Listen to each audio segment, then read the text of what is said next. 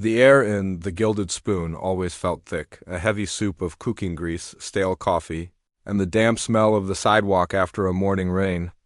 It clung to the worn-out vinyl booths and the faded checkered floor tiles. For her, it was the scent of her life, a perfume she wore from 8 in the morning until 4 in the afternoon, 5 days a week. She moved through the diner not like a person, but like a part of its machinery, a quiet, efficient cog that kept the whole place running. Her uniform, a pale yellow dress that had seen too many wash cycles, was a second skin. The name tag, slightly bent, just read Clara. During the lunch rush, the diner was a beast of noise and motion. The clatter of plates was a constant, sharp percussion, punctuated by the hiss of the grill and the loud, booming voice of the cook from the kitchen window.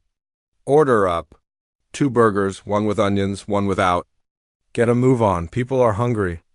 Clara would nod, a small, almost invisible dip of her head, and glide towards the counter.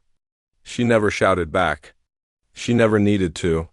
Her hands, quick and sure, would balance the hot plates, her feet navigating the narrow aisles between tables with a dancer's grace. Even when she was exhausted, no one really saw her. She was the face that brought the food, the hand that refilled the coffee. A businessman in a crisp suit, barking into his phone, would hold up a hand for a refill without ever looking at her. She would pour the coffee, the dark liquid swirling into the white ceramic, and he would walk away, his conversation already moving on to something more important. A young couple on a date, lost in each other's eyes, would speak right through her as she asked if they needed anything else. It was as if she were made of glass, visible only when she was performing a function, and completely transparent the moment after. She didn't take it personally anymore. It was just the way things were, but while her body was busy in the noisy, chaotic world of the diner, her mind was somewhere else entirely. It was a secret place, a quiet concert hall where she was the performer and the entire audience. As she scribbled down an order for a club sandwich and fries, her mind was hearing the delicate, intricate notes of a piano sonata. The scratch of her pen on the order pad was the soft percussion section. The hum of the old refrigerator in the corner was a low, steady cello note. She was always listening, always composing. It was the only way to get through the day, to drown out the grease and the noise with something beautiful. Sometimes her secret world would leak out into her real one. While wiping down a table with a damp cloth, her fingers would stop their cleaning motion and begin to move on their own. They would dance across the surface, pressing down on imaginary keys, playing a silent, complex melody only she could hear. A customer might see it and think she was just tired, her hand trembling. But she wasn't tired. She was playing. She was feeling the weight of the keys, the smoothness of the ivory, the vibration of the music moving up her arms. And when she was alone, stacking clean cups or restocking the sugar caddies, she would hum. It was never the pop songs that played on the diner's old radio. Her humming was a river of sound full of twists and turns, a complex melody that felt ancient and full of a deep, unspoken sadness. The cook, a big man named Bill with a permanent frown etched on his face, once heard her. "What in the world is that noise?" he had grumbled, sticking his head out of the kitchen. "Sounds like a dying cat." Clara had immediately stopped, her face flushing red, and had mumbled a quick sorry before retreating to the far corner of the dining room. After that, she only hummed when she was absolutely sure no one was around. The regulars were a fixture in the diner, just like the wobbly tables and the sticky ketchup bottles. There was the old man who always sat in booth number 3, ordering the same thing, a single egg, over easy, with 1 piece of toast, no butter. He would read the newspaper from front to back, never speaking a word. There was the group of construction workers who came in every day at 11:30 sharp, their loud laughter and boisterous talk filling the room. They would call her Hun and Sweetie, but their eyes never really focused on her face. She was just the waitress, a blur of yellow and a friendly but distant smile. She knew their stories, not because they told her, but because she watched. She saw the way the old man's hands shook when he folded his newspaper, a tiny tremor that spoke of loneliness. She saw the wedding ring tan line on the finger of one of the construction workers, a pale circle of skin where a ring used to be, and the sad way he looked at it when he thought no one was watching. She was a collector of small, silent sorrows. She saw them all, filed them away in her mind, and sometimes they would become music. The old man's loneliness might become a slow, mournful melody in a minor key. The construction worker's quiet heartbreak could be a sharp, staccato series of notes, full of regret. When the rush was over and the diner was empty, a strange quiet would settle in. The only sounds were the buzzing of the fluorescent lights overhead and the distant traffic from the street. This was Clara's favorite time. She would move slowly, wiping down tables, her movements no longer rushed and efficient. She would look out the big front window, watching the world go by. People walking past, laughing, talking on their phones, living their lives. She felt a disconnect, as if she were watching a movie of a life she could never have. She wondered if any of them had a secret world inside their heads, a place they went to escape. She wondered if any of them felt as invisible as she did. She remembered a time when she didn't feel this way. A time when the music wasn't just in her head, but was real, vibrating through a room, making people stop and listen. A time when her hands were not for carrying trays of food, but for creating something beautiful. The memory was like a photograph, faded at the edges but still clear in the center. A big room, sunlight streaming through a tall window, the smell of wood polish and the weight of her teacher's hand on her shoulder. "You have a gift, Clara," the teacher had said, her voice warm and full of belief. "Don't ever let it go." But she had. Life had happened. And now the gift was locked away. A prisoner inside a tired waitress in a greasy spoon diner. At 4 o'clock, her shift was over. She would clock out, the sound of the old time card machine punching her hours a final, definitive sound. In the small, cramped employee bathroom, she would change out of her uniform and into her own clothes, a simple pair of jeans and a gray sweater. As she pulled the scratchy yellow dress over her head, it felt like she was shedding a skin. The person who walked out of the bathroom was not the same person who had worked all day. Her shoulders were a little less slumped, her walk a little slower, more deliberate. She always walked home. It was only 20 minutes, but it was a journey she cherished. It was the bridge between her two worlds. As she walked, the city's noises would slowly replace the diner sounds in her ears. The wail of a siren, the chatter of students on their way home from a nearby college, the rumble of the subway beneath her feet. Sometimes she would pass a small music shop. The window was filled with gleaming guitars and violins, but always in the center there was a piano. Sometimes it was a sleek, black grand piano, other times a simple upright. She would always stop, just for a moment, her breath catching in her throat. She would stare at the black and white keys, and for a fleeting second, she would feel the ghost of a melody under her fingertips. Then she would pull her gaze away, wrap her arms around herself, and continue walking, the silent music in her head playing a little louder than before.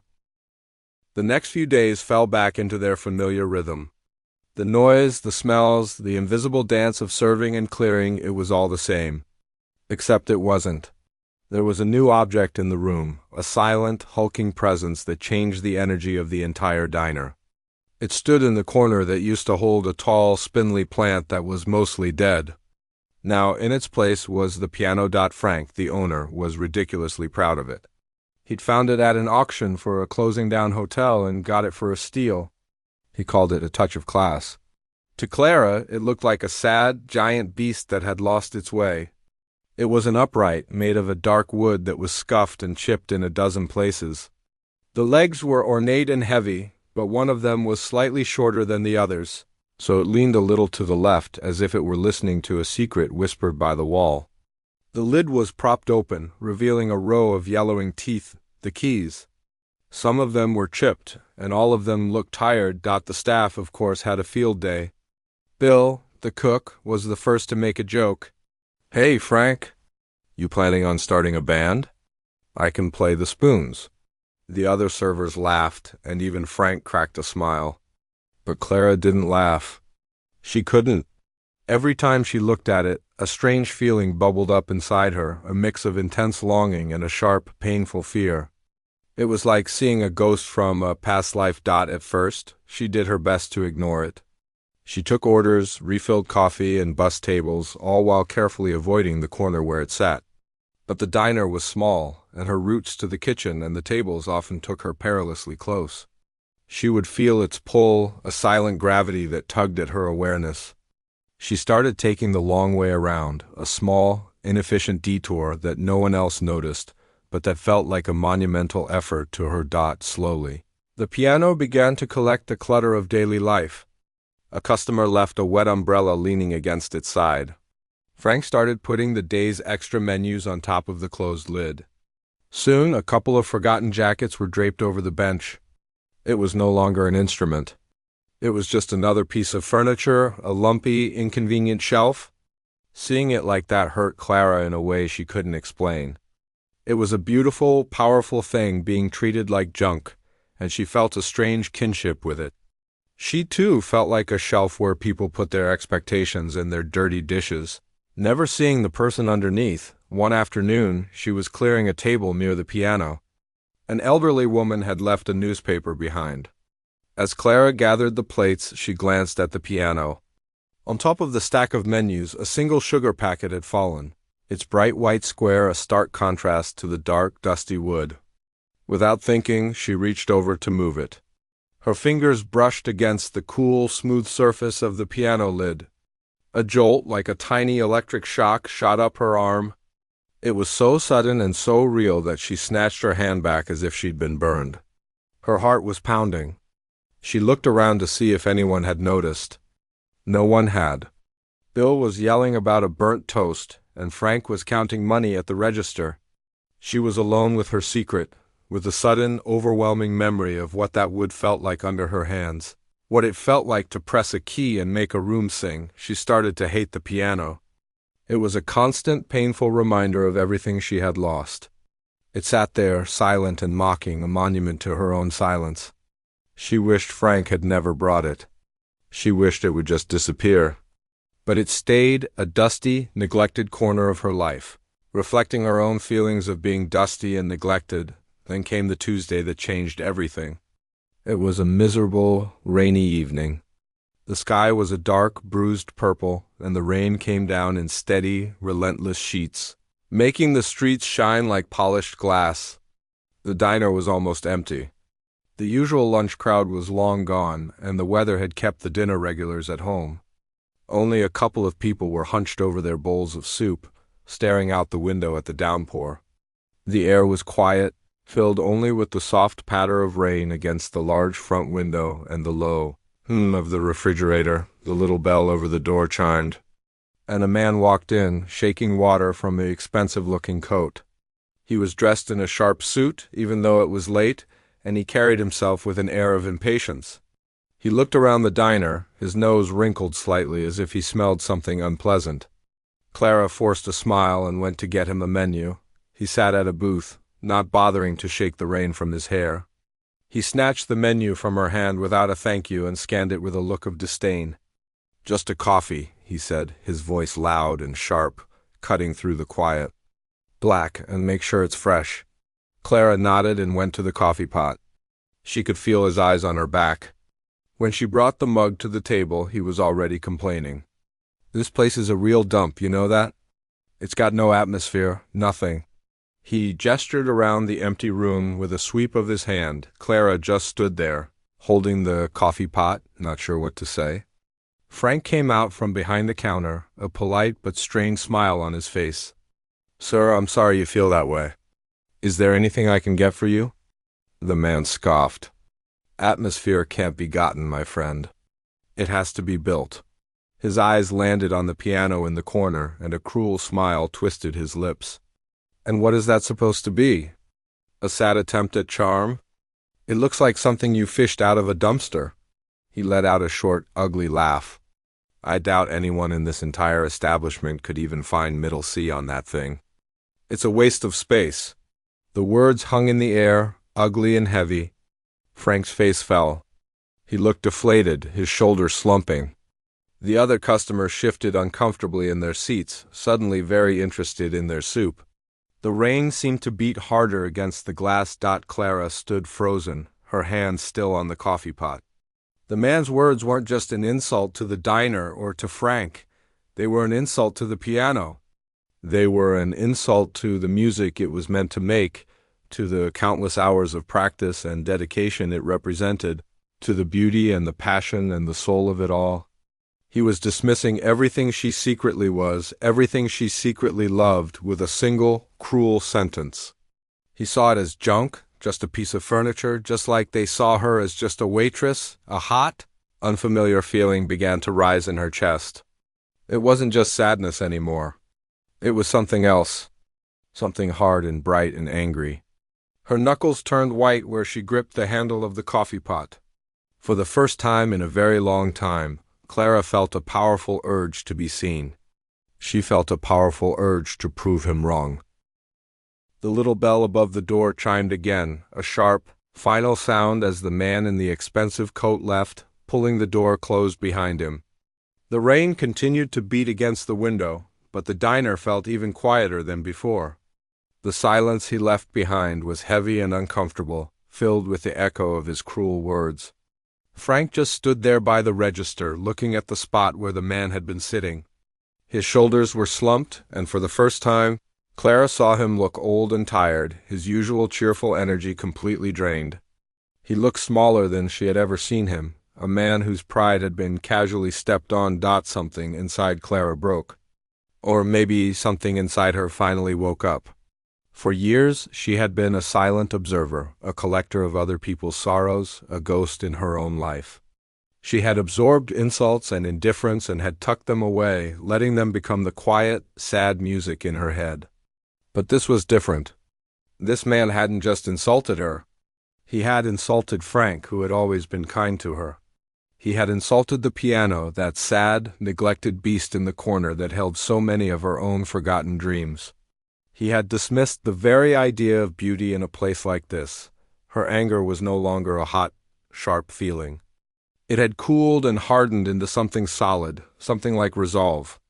She looked at Frank's defeated face, then at the two other customers who were trying very hard to pretend they hadn't heard anything.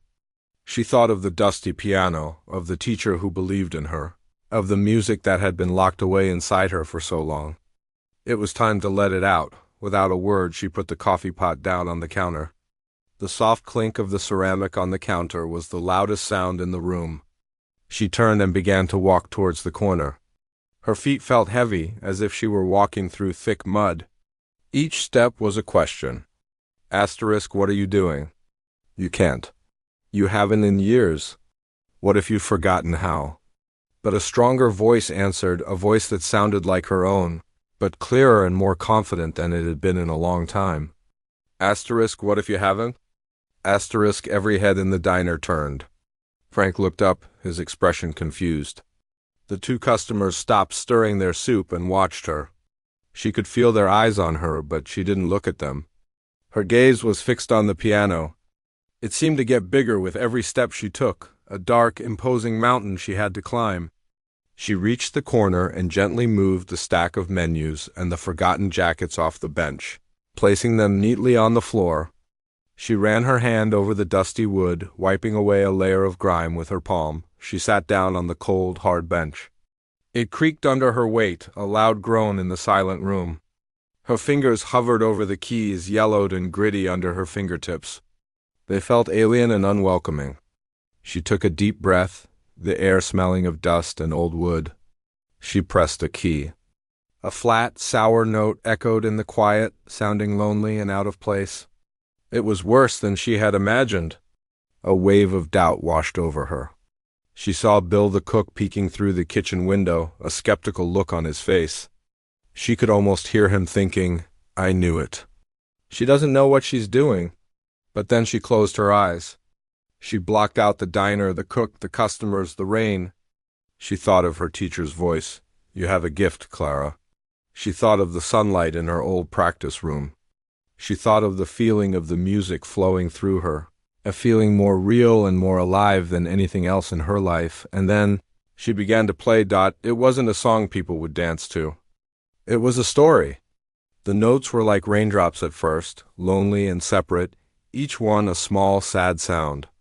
They were the sound of her footsteps walking home alone, the sound of the clock ticking in the empty diner. They were the sound of feeling invisible.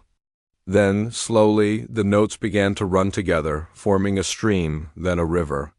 The music grew louder, more complex.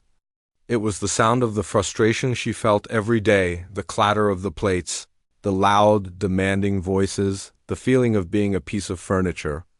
The melody was sharp and angry in some places, a storm of sound that filled every corner of the room, pushing out the smell of grease and replacing it with the raw, powerful scent of emotion. Frank had stopped wiping the glass he was holding. He was just staring, his mouth slightly open. The two customers had put down their spoons. They were completely still, their soup forgotten. The music began to change again. The angry storm passed, and a new melody emerged from it. It was softer but not weak. It was full of a deep, aching beauty. It was the sound of the old man's loneliness, the construction worker's quiet heartbreak, all the small sorrows she had collected over the years, woven into a tapestry of sound. It was sad, but it was a beautiful sadness, the kind that makes you feel understood. It was the sound of being invisible for years and finally having a voice. Her body swayed with the music. Her hands, which had spent the day carrying heavy plates and wiping dirty tables, now flew across the keys with a grace and power that seemed to come from somewhere else entirely. Her eyes were still closed, her face tilted up slightly as if she were listening to a voice only she could hear. She wasn't in a greasy spoon diner anymore. She was on a stage in a concert hall, and the whole world was listening. Bill, the cook, appeared in the kitchen doorway, wiping his hands on his apron. He had come out to see what the noise was, to tell her to stop fooling around. But he stopped dead in his tracks. His usual frown was gone, replaced by a look of pure, unadulterated shock. He just stood there, his mouth hanging open, watching the tired waitress he had worked with for years create something so incredibly beautiful it didn't seem real. The music built to a final, powerful crescendo, a wave of sound that was so full of passion and pain and joy that it felt like it might lift the roof off the building. It was every feeling she had ever had, all poured out into the world at once. And then, as suddenly as it began, it softened. The final notes were like the last few drops of rain, gentle and quiet, before fading away into silence. The final note hung in the air, shimmering in the quiet room for a long moment. It was a question and an answer, all in one. And then there was silence. A profound, heavy, holy silence. No one moved. No one breathed. It was as if they were all afraid that if they made a sound, the magic would be broken. Clara slowly opened her eyes. She looked at her hands resting on the keys as if they belonged to someone else. She could feel the eyes of everyone in the room on her, but for the first time, it didn't feel like she was being judged. It felt like she was being seen. Then, one of the customers, a young woman with tears in her eyes, began to clap. It was a single, loud sound in the quiet. Then Frank joined in, his applause enthusiastic and heartfelt. Then the other customer. Then Bill, from the doorway, started clapping too, a slow, stunned clap. It wasn't a polite, "Thank you for the performance" clap. It was an explosion of sound, a roar of appreciation and awe. It was the sound of a room full of people who had just seen a ghost, an angel, and a miracle all at once, and they didn't know how else to react. They were clapping for the waitress, for the piano, and for the beautiful, unexpected music that had proved them all completely, wonderfully wrong. The sound of the applause was the loudest noise Clara had ever heard. It wasn't just the clapping of hands. It was a physical force, a wave of sound that crashed over her, warm and overwhelming. For a moment she couldn't move. Her fingers were still resting on the keys, which felt cool and smooth now, as if they had absorbed the heat from her performance. Her heart was beating a frantic, wild rhythm against her ribs, a drum solo of pure panic. She had done it. She had let the music out, and now everyone was looking. Really looking. Her first instinct was to run, to stand up, push past the staring faces, and not stop until she was home, safe in the quiet of her small apartment. The feeling of being so exposed was terrifying, like standing naked in the middle of the room. She had spent years building walls around herself, becoming invisible, and in just a few minutes, she had torn them all down. But then she looked up. She saw Frank, his face a mixture of awe and disbelief, his hands still clapping loudly. She saw Bill, the gruff cook, standing in the doorway, his usual frown completely gone, replaced by an expression of pure, unadulterated shock. She saw the two customers, the young woman with tears still glistening on her cheeks and the older man, who had a small, respectful smile on his face. They weren't looking at her with judgment or pity. They were looking at her with wonder. It was a look she had never received before, a look that saw past the worn uniform and the tired eyes and recognized something more. Slowly, the applause began to die down, but the silence that followed was not the heavy, uncomfortable silence from before. This silence was different. It was full, charged, and respectful. It was the silence of an audience waiting for an encore. Frank was the first to move. He walked slowly towards the piano, as if he were afraid he might scare her away. He stopped a few feet away, not wanting to crowd her. "Clara," he said, his voice soft and a little shaky. I don't have the words. Where did that come from?" Clara looked down at her hands, suddenly feeling shy. The confidence she had felt while playing had vanished, leaving behind a fragile, trembling uncertainty.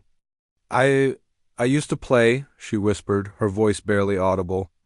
A long time ago. A long time ago?" Bill's booming voice echoed from the doorway. He walked into the room, wiping his hands on his apron, his movements clumsy and unsure. "Honey, you play like you just stepped out of a concert hall 5 minutes ago?" "I had no idea. No idea at all." He shook his head, a look of genuine amazement on his face. "All this time, you've been in here slinging hash, and you've got that inside you." He pointed a thick finger at the piano, then at her, as if he couldn't connect the two. The young customer stood up and walked towards the piano. "That was the most beautiful thing I've ever heard," she said, her voice thick with emotion. "It was like you were telling a story, a sad story, but a beautiful one." "Thank you." The older man nodded in agreement. "Truly remarkable," he said, his voice quiet but firm. "You have a real gift?" Clara felt a warmth spread through her chest, pushing away the cold panic. These weren't just polite compliments. They were genuine, heartfelt reactions. They had understood. They had heard the story in the music. For the first time, she felt like her secret world had not only been seen, but had been welcomed. Frank cleared his throat. "Well, I think we all need a moment to process that," he said, his voice regaining some of its usual cheerful energy. "Clara, why don't you take a break? Go on, your shift is over anyway." "It's on me." He smiled at her, a real, warm smile that reached his eyes. Clara nodded, still feeling a bit dazed. She carefully closed the piano lid, the soft thud sounding like a final, gentle period at the end of a long sentence. She stood up, her legs feeling a little wobbly.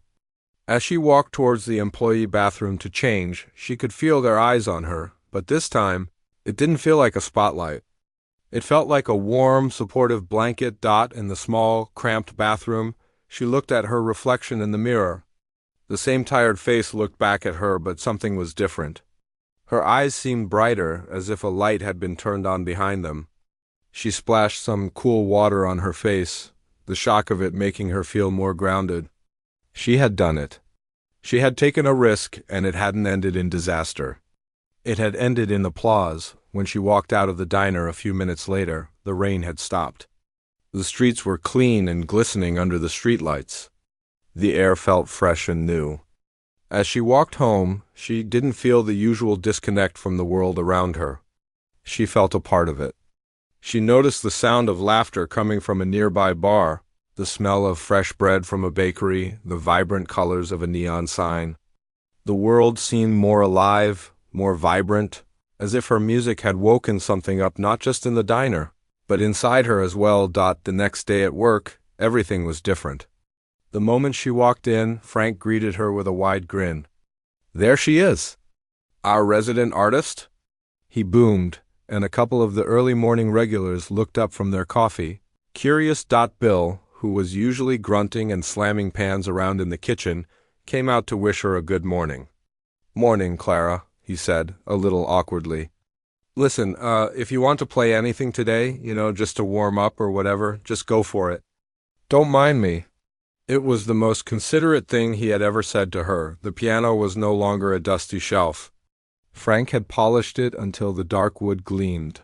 He had moved the menus and the extra chairs away, creating a small, clear space around it. It looked like an altar, a sacred space. During her shift, several customers asked her about it. "We heard about what happened last night," one woman said. "Are you going to play again?"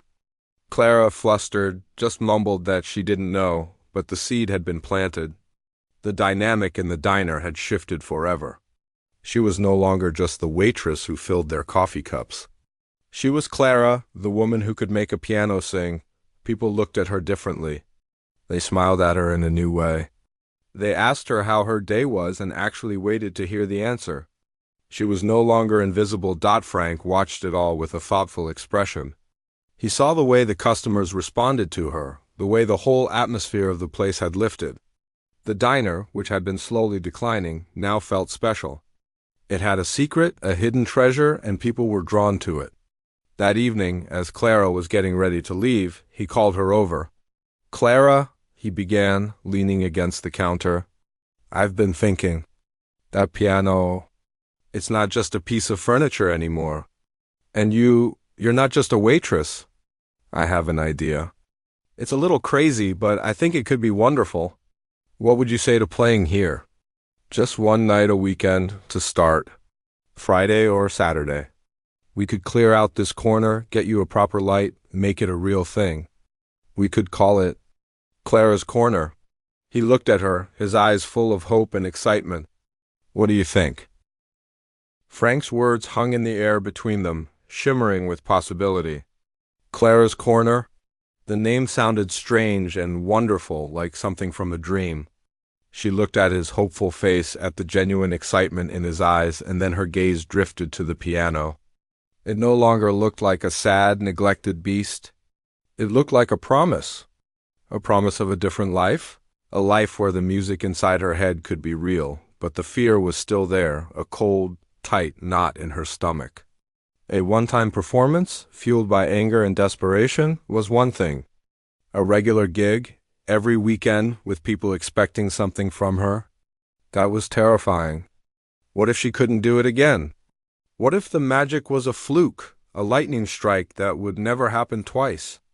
The thought of standing up there, her fingers frozen on the keys, the room filled with disappointed silence, was more horrifying than any angry customer. I don't know, Frank," she whispered, her voice barely audible. "It was just a one-time thing. I'm rusty. I haven't played properly in years." Frank shook his head, his expression firm but kind. "It wasn't a one-time thing, Clara. I've known you for 5 years, and I've never seen you look the way you looked when you were playing. You were alive. This isn't about being perfect. It's about sharing that. Look, we'll start small. No pressure. If it doesn't work, it doesn't work. But we have to try." He was right. A part of her, the part that had been sleeping for so long, knew he was right. The fear was real, but the desire to feel that way again, the feeling of the music flowing through her, of being truly seen, was stronger. She took a deep breath and gave a small, hesitant nod. "Okay," she said. "Okay, I'll try." The week that followed was a blur of nervous energy and quiet preparation. The diner began to change. Frank, with a new sense of purpose, cleared the corner completely. He moved the extra tables and chairs, creating a small, intimate space around the piano. He even bought a small, soft spotlight from a hardware store, which he aimed down at the keys, making them glow like a row of ivory jewels in the dim evening light. Bill, the cook, surprised everyone by spending his afternoon off helping Frank sand down and restain the piano's scuffed legs. He didn't say much, just grunted when Frank thanked him. But the care he took with the work said more than words ever could. Clara's life changed, too. After her shifts, instead of going straight home to her quiet apartment, she would stay.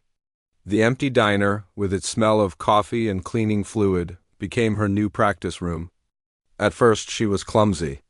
Her fingers, which had remembered so well during that emotional moment, now felt stiff and unfamiliar. She played simple scales, her notes plodding and slow. She felt a flicker of panic. Asterisk C, it's gone. You've lost it, asterisk, but she pushed through.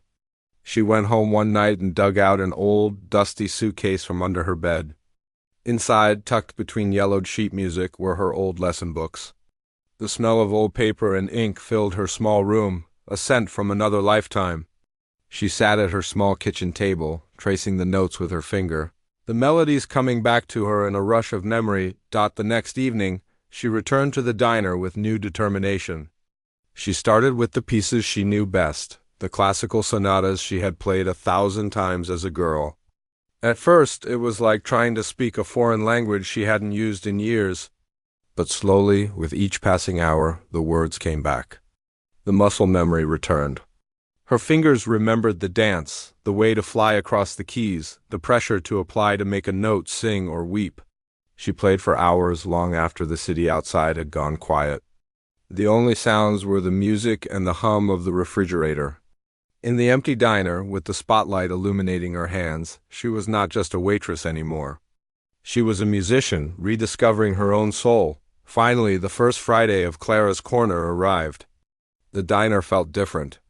It was still the same greasy spoon, but there was a new energy, a buzz of anticipation.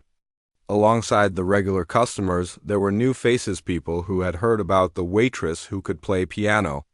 Clara spent the first part of the evening serving tables, her hands trembling slightly as she poured coffee and took orders. It felt strange, moving between the two worlds. One minute she was asking if someone wanted more ketchup. The next, she was about to become the center of their attention. At 8 o'clock, Frank dimmed the main lights and turned on the spotlight. He gave her a reassuring nod from behind the counter. Clara took a deep breath, walked to the piano, and sat down. The bench felt familiar now. The keys felt like old friends. She looked out at the small crowd.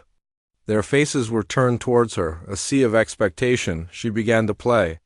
She started with the same piece she had played that rainy night, the one full of anger and sadness. But this time it was different. The anger was gone, replaced by a quiet confidence. The sadness was still there, but it was no longer a feeling of being trapped. It was a memory of where she had been. The music flowed out of her, not in a desperate rush, but in a steady, powerful current. She played for an hour, a mix of classical pieces and a few modern songs she had arranged herself, weaving them into a story of her own journey. The room was completely silent, the audience captivated. When she finished, the silence lasted for a moment before erupting into the loudest, most heartfelt applause she had ever heard. A month later, Clara's Corner was the talk of the neighborhood. The diner was packed every Friday and Saturday night. Clara still worked her weekday shifts, still wore the pale yellow uniform, still refilled coffee cups and cleared plates. But she was different. She walked with a new posture, her shoulders back, her head held high. She smiled more, a real, genuine smile that reached her eyes. She was no longer a ghost in her own life. She was the main character. One Saturday night, as she finished her final set, the room was filled with warmth and applause. She looked out at the faces, old regulars, new fans, Frank beaming from behind the counter, and Bill leaning against the kitchen doorway with a rare, proud smile.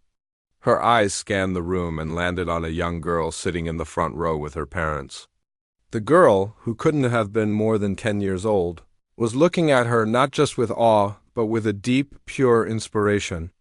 Her eyes were wide, her mouth slightly open, as if she were seeing magic for the first time. Clara looked at the girl, and she saw herself. She saw the lonely girl who practiced for hours in a sunlit room, the tired waitress who dreamed of music, the invisible woman who longed to be seen. And she realized that this was it. This was the stage she had always dreamed of. It wasn't a grand concert hall in a faraway city. It was here, in this small, greasy spoon diner, surrounded by people who cared. She had found her voice, and in doing so, she had given a voice to the silent, hopeful dreams of a little girl in the front row. She smiled, a slow, peaceful smile, and gave a small nod. The music had proved them all wrong, but more importantly, it had finally proved her right.